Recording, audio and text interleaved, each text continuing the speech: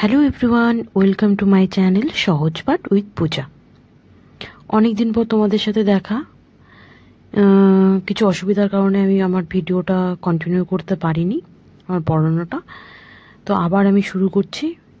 আমি শুরু করেছিলাম যে বিষয়টি, সেটি হলো এডুকেশনাল অ্যাডমিনিস্ট্রেশন বা এডুকেশন ম্যানেজমেন্ট, এই বিষয়গুলো।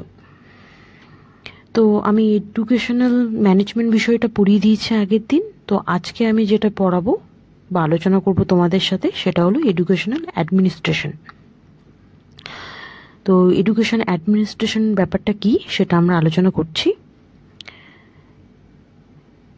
তার আগে তোমরা যদি আমার চ্যানেলে নতুন হয়ে থাকো, চ্যানেলটাকে প্লিজ সাবস্ক্রাইব করে দিও। ভিডিওটা ভালো লাগলে একটা লাইক করো, কমেন্ট করো এবং শেয়ার করো তোমাদের বন্ধুদের সাথে। চলো তাহলে শুরু করা যাক। তো এখানে কি বলা হয়েছে যে এডুকেশন অ্যাডমিনিস্ট্রেশনটা কি। প্রথমত আমরা অ্যাডমিনিস্ট্রেশন বিষয়টা সম্পর্কে জানবো।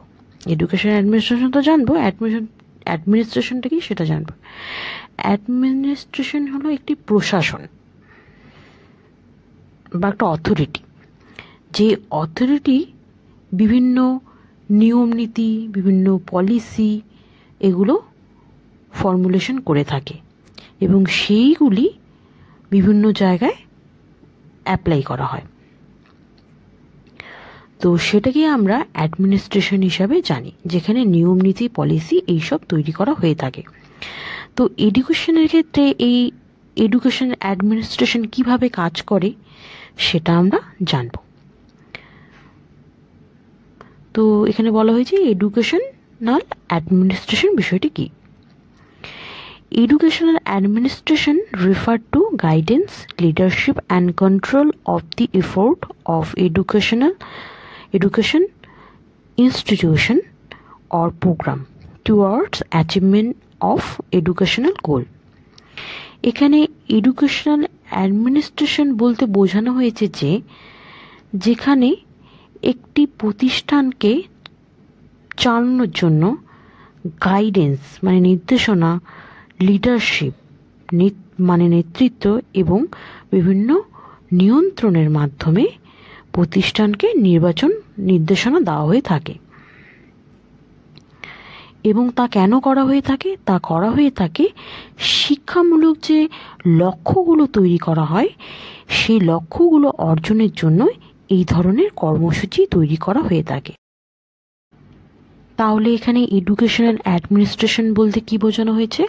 এখানে বোঝানো হয়েছে যে শিক্ষা প্রশাসন বিভিন্ন শিক্ষা প্রতিষ্ঠানের নির্দেশনা, নেতৃত্ব, নিয়ন্ত্রণের মাধ্যমে একটি শিক্ষামূলক লক্ষ্য অর্জন করবে।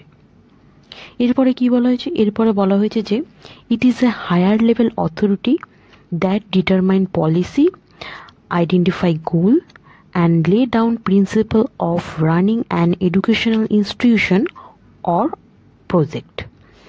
মানে এখানে আমি আগেই বলেছি যে এই অ্যাডমিনিস্ট্রেশন বিষয়টি একটি হায়ার অথরিটি লেভেল, যেখানে নির্ধারণ করা হয় বিভিন্ন পলিসি, বিভিন্ন গোল এবং প্রিন্সিপাল।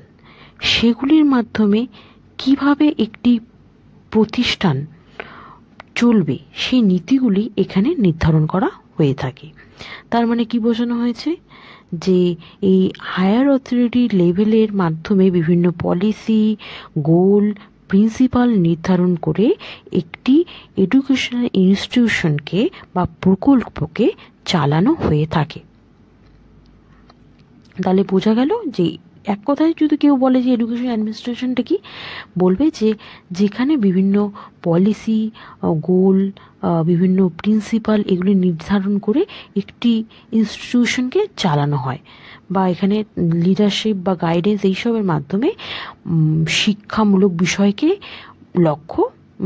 মানে শিক্ষামূলক বিষয়গুলিকে অর্জন করা হয়। এই কারণেই এডুকেশন অ্যাডমিনিস্ট্রেশন হয়েছে।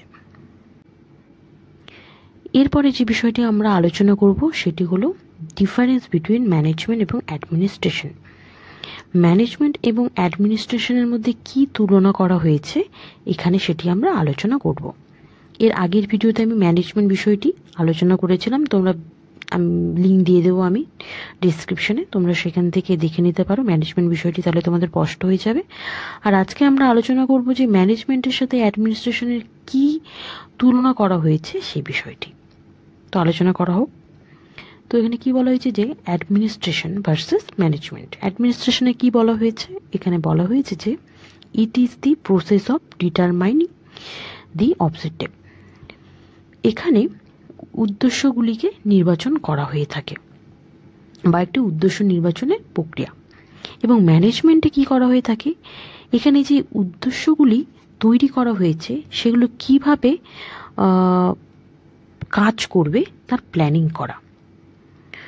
এবং তারপরে কি বলা হয়েছে, it's lay down the policy and principal. এখানে বিভিন্ন রকম নীতি, নিয়ম নীতি এগুলি নির্বাচন করা হয়ে থাকে। আবার ম্যানেজমেন্টে কি বলা হয়েছে, it execute the policy and programme. এবং এই যে অ্যাডমিনিস্ট্রেশনের যে পলিসি এবং প্রিন্সিপালগুলো নির্ধারণ করা হয়েছে বা নির্বাচন করা হয়েছে সেগুলি কিভাবে এক্সিকিউট বা চালনা করা হবে তার এখানে প্রোগ্রাম করা হয়ে থাকে। এবং তারপরে কি বলা হয়েছে, ইটস প্রিপেয়ার দি ফ্রেমওয়ার্ক। এখানে ফ্রেমওয়ার্ক তৈরি করা হয়ে থাকে।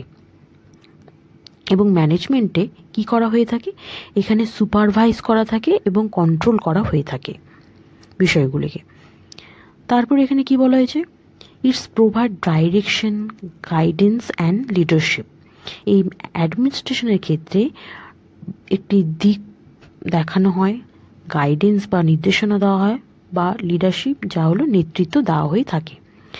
এবং ম্যানেজমেন্টের ক্ষেত্রে কি বলা হয়ে থাকে, এখানটা কি করা হয়ে থাকে, ইট কোঅর্ডিনেট অ্যাক্টিভিটি। এখানে সমন্বয়ভাবে যেন কাজগুলো করা হয় সেটা এখানে দেখা হয়ে থাকে। তারপরে কি বলা হয়েছে, এখানে ইটস প্রোভাইড গাইডলাইন।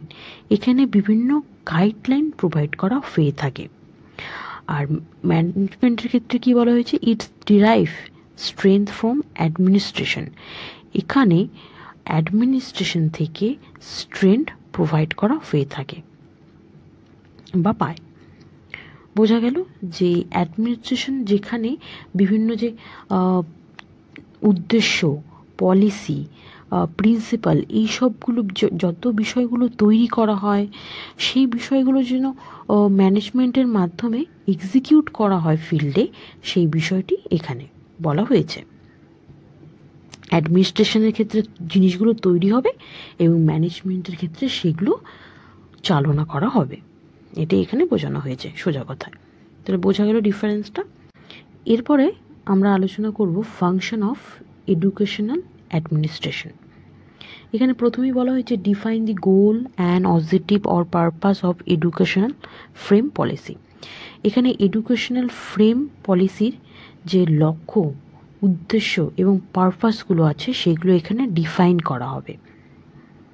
মানে একটা এডুকেশন ফ্রেমওয়ার্ক যে তৈরি করা হয় তার লক্ষ্যটা কি, তার অবজেক্টিভটা কি, পারপাসটা কি, এখানে তাকে সংজ্ঞায়িত বা ডিফাইন করা হবে। যেমন ধরো গান্ধীজির বেসিক এডুকেশন বিষয়টি তৈরি করা হয়েছিল কি উদ্দেশ্যে, উদ্দেশ্য তৈরি করা হয়েছিল যেন শিক্ষার্থীরা ট্রেডিশনাল যে শিক্ষা মানে গতানুগতিক যে শিক্ষা আছে সেই তার সাথে সাথে তারা যেন বৃত্তিমূলক শিক্ষায় শিক্ষিত হয় তার জন্য করা হয়েছে।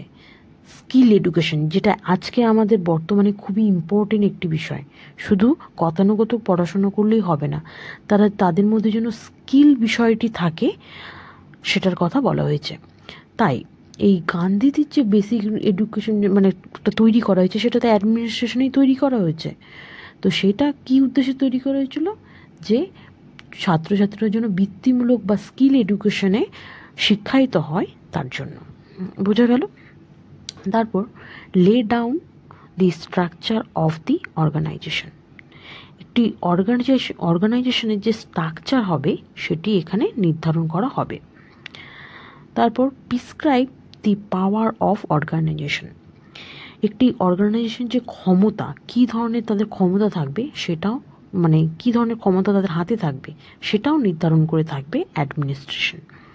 Provide finance and other material resource, এবং বিভিন্ন ধরনের ফাইন্যান্সিয়াল আর্থিক অন্যান্য যে মেটেরিয়াল বস্তু, মানে একটা শিক্ষাক্ষেত্রে তো বিভিন্ন ধরনের ফাইন্যান্সিয়াল সাপোর্ট দরকার, রিসোর্স দরকার, মেটেরিয়াল জিনিসগুলো দরকার, সেগুলো অ্যাডমিনিস্ট্রেশনের মাধ্যমে প্রদান করা হয়ে থাকে, সেগুলো নির্বাচন করা হয়।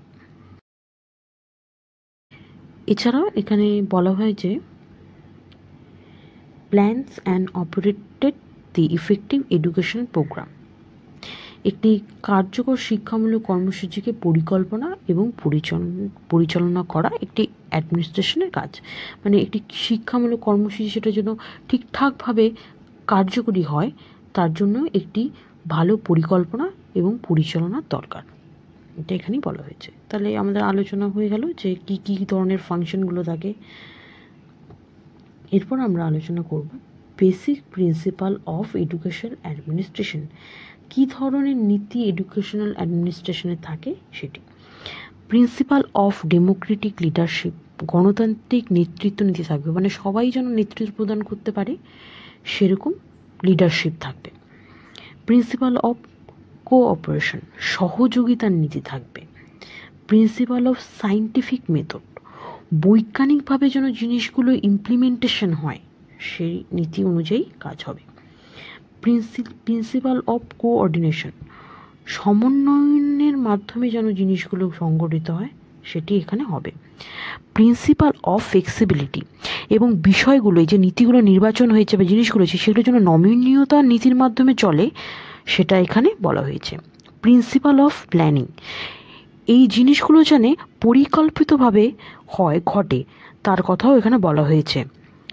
তারপর বলা হয়েছে প্রিন্সিপাল অফ ইভ্যালুয়েশন, এখানে মূল্যায়নের নীতির মাধ্যমে এতগুলো জিনিসগুলো হবে সেগুলো যেন মূল্যায়নের নীতির মাধ্যমে দিয়ে যায় তার কথাই বলা হয়েছে। তাহলে কী কী? Democratic leadership, principle of cooperation, principle of scientific method, principle of coordination, principle of flexibility, principle of planning, principle of evaluation. তোমরা পড়ে নিও, দেখে নিও। এরপর আমি চলে যাচ্ছি importance of educational administration. Education অ্যাডমিনিস্ট্রেশনের কেন আমাদের প্রয়োজনীয়তা সেটি। To frame well defined policy programmes so that teaching learning situation result in the growth and development of human beings.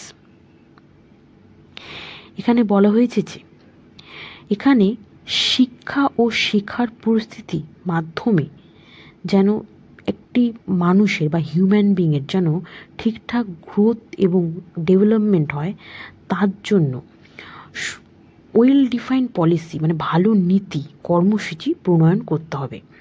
মানে শুধু এমনিভাবে তৈরি করলেই হলো না, একটা তো লক্ষ্য দরকার, যে মানে একটা ভালোভাবে তৈরি করা দরকার যে কেন কিসের জন্য তৈরি করছি এই পলিসিটা, সেই নীতিগুলো মানে এমনভাবে নীতি তৈরি করতে হবে, সুসংজ্ঞায়িত নীতি বা ভালো ওয়েল ডিফাইন্ড নীতি কর্মসূচি, যার মাধ্যমে যেন শিক্ষা ও শেখার পরিস্থিতির মাধ্যমে মানে টিচিং এবং লার্নিং এগুলোর মাধ্যমে যেন মানুষের বৃদ্ধি ও বিকাশটা যেন সঠিকভাবে ঘটে। বৃদ্ধি বিকাশ তোমরা জানোই যে বৃদ্ধি আর বিকাশ কী, এটা আমি আর বলছি না, পরে আমি যখন সাইকোলজি তোমাদের পড়াবো তখন একটা ভালোভাবে বৃদ্ধি বিকাশ কী সেটা আমি আলোচনা করব। তারপর কি বলা হয়েছে, to make us the appropriate materials to bring about the effective development of human qualities.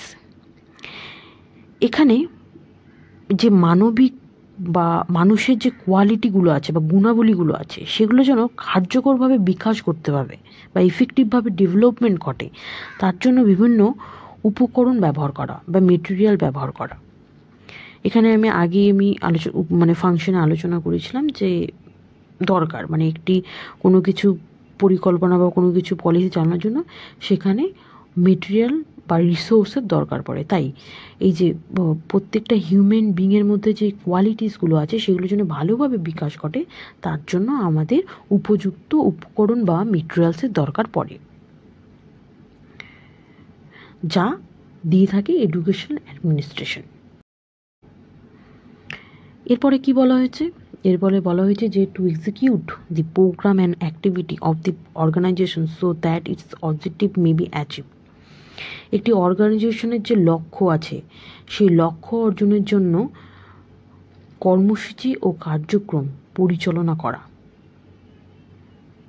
যে যে কর্মসূচিগুলো তৈরি করেছে, একটি লক্ষ্য তৈরি করার জন্য কি দরকার? একটি ভালো ইফেক্টিভ কর্মসূচি এবং কার্যক্রম, এটা এখানে বলা হয়েছে, যা আমাদের অ্যাডমিনিস্ট্রেশনের মাধ্যমেই সম্ভব। তাহলে ইম্পর্টেন্স আমরা পড়লাম যে কী জন্য, যে মানে হিউম্যান বিংয়ের যেন ভালো করে গ্রোথ আর ডেভেলপমেন্ট হয়, তার জন্য বিভিন্ন নীতি কর্মসূচি এগুলো তৈরি করা বা প্রণয়ন করা। এছাড়াও যে হিউম্যান কোয়ালিটি যেন ভালো করে ইফেক্টিভভাবে ডেভেলপমেন্ট হয়, তার জন্য বিভিন্ন মেটেরিয়ালসের বা উপকরণের ব্যবহার করা। এছাড়াও যেন ভালো করে একটি লক্ষ্য অর্জন, একটি সংগঠনের যে লক্ষ্য অর্জন করতে পারি, তার জন্য ইফেক্টিভ কর্মসূচি এবং কার্যক্রম এইসব বিষয়গুলি পরিচালনা করা।